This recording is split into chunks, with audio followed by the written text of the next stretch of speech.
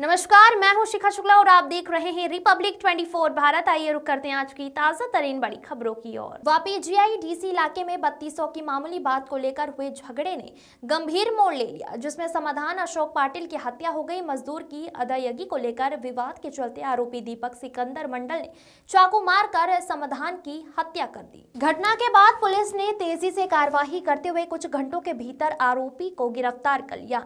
Police निरीक्षक MP Patel के नेतृत्व में टीम ने वलसाड पुलिस अधीक्षक डॉक्टर करणराज वाघेला और डिप्टी एसपी बीएन दवे के मार्गदर्शन में जांच की। मृतक और आरोपी के बीच 3 दिनों से मजदूरी के बकाया 600 प्रति मजदूरी को लेकर विवाद चल रहा था। घटना के दिन सुबह भी तीखी बहस हुई थी। रात में बातचीत के दौरान विवाद बढ़ गया, जिसके बाद आरोपी ने समाधान पर जानलेवा हमला कर दिया। पुलिस ने भारतीय दंड संहिता की धारा 302 के तहत मामला दर्ज कर आरोपी को गिरफ्तार कर लिया है। मृतक के परिजनों ने न्याय दिलाने के लिए कानूनी प्रक्रिया जारी की है। ओके सर, जीआईडीसी પોલીસ સ્ટેશનની હદમાં એક હત્યાનો બનાવ બન્યો હતો, શું ઘટના? વાપી જીઆઈડીસી વિસ્તારમાં માઇક્રો ઓર્ગોકેમ નામની કંપનીના જ બંને કામદારો વચ્ચે બબાલ થયેલી અને એ પૈકી એક કામદારની ચપ્પુ મારીને હત્યા થયેલી છે એવી જાણ ગઈકાલે રાત્રે 8 વાગે જીઆઈડીસી પોલીસ સ્ટેશનના પોલીસ ઇન્સ્પેક્ટર શ્રી મયુર પટેલને થયેલી અને આ બાબતની ગંભીરતાને લઈ શ્રી મયુર પટેલે પોલીસ કંટ્રોલ રૂમમાં અને પોલીસ અધિક્ષક શ્રી કરણરાજ વાઘેલા સાહેબને જાણ કરેલી અને વલસાડ જિલ્લાના પોલીસ અધિક્ષક શ્રી કરણરાજ વાઘેલા સાહેબની સૂચનાથી અમે તથા જીઆઈડીસીનો સ્ટાફ તાત્કાલિક સ્થળ ઉપર પહોંચી ગયેલો અને આ કામે ભોગ બનનારને હોસ્પિટલ મોકલી આપેલો, પરંતુ ડોક્ટરે એને મરણ જાહેર કરેલો હતો, જેથી ભોગ બનનારના જે સંબંધી છે એમની ફરિયાદ લઈ અને તપાસ શરૂ કરેલી।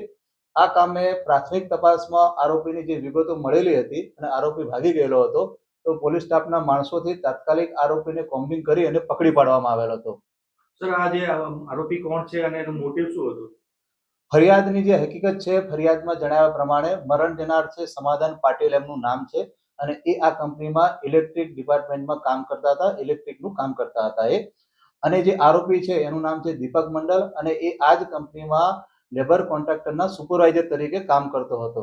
આ સમાધાન પાટીલને ઇલેક્ટ્રિકનું કામ કરવા માટે મજૂરોની જરૂર હતી, જેથી એમણે આરોપી જે દીપક મંડલ છે એમના પાસે મજૂરોની માંગણી કરેલી અને દીપક મંડલે એમને મજૂરો પૂરા પાડેલા અને 2 દિવસ આ મજૂરોએ સમાધાન પાટીલના અંડરમાં કામ કરેલું અને આ મજૂરોના પેમેન્ટ કુલ 7200 રૂપિયા જે દીપક મંડલે લેવાનું થતું હતું એ સમાધાન પાટીલે આપેલું ન હતું, જેથી આમની વચ્ચે સવારના બબાલ થયેલી અને દીપક મંડલે સવારના પહોરમાં આ સમાધાન પાટીલને ધમકી પણ આપેલી હતી। ત્યારબાદ બપોર પછી સાંજના સમયે એટલે જે બનાવ બન્યો એ સમયે સમાધાન પાટીલ અને દીપક મંડલ ફરીથી કંપની આગળ મળેલા અને આ જ પૈસા બાબતે એમની વચ્ચે બબાલ થયેલી। એ બબાલ દરમિયાન આ દીપક મંડલે પોતાની પાસેનું જે ચપ્પુ હતું, છરી હતી, એ મરણ જનારને મારી દીધેલું અને મરણ જનાર ત્યાં જ મરણ ગયેલા હતા અને એમ્બ્યુલન્સમાં હોસ્પિટલ લઈ ગયેલા, પરંતુ ડોક્ટરે એમને મૃત જાહેર કરેલા હતા। પોલીસે આરોપીને પકડી પાડેલ છે તાત્કાલિક। આરોપી પાસેથી જે ગુનામાં વપરાયેલું હથિયાર હતું એ પણ કબજે કરવામાં આવે છે અને જે નજરે જોનાર સાહેદો છે એ લોકોના નિવેદન, બીજા ફોરેન્સિક પુરાવા, મેડિકલ પુરાવા અને સાયંગિક પુરાવા મેળવી અને આ જે આરોપી છે એને કડકમાં કડક સજા થાય એ માટેની કાર્યવાહી પોલીસ કરી રહી છે। 3600 માટે મળ્યો, ટોટલ 7200 રૂપિયાનું પેમેન્ટ હતું, એના માટે આ બબાલ હતી અને એના કારણે આ મર્ડર થયેલું છે એવું જાણવા મળેલ છે હાલની તપાસમાં। ऐसे ही ताजा तरीन खबरों के लिए बने रहिए हमारे साथ।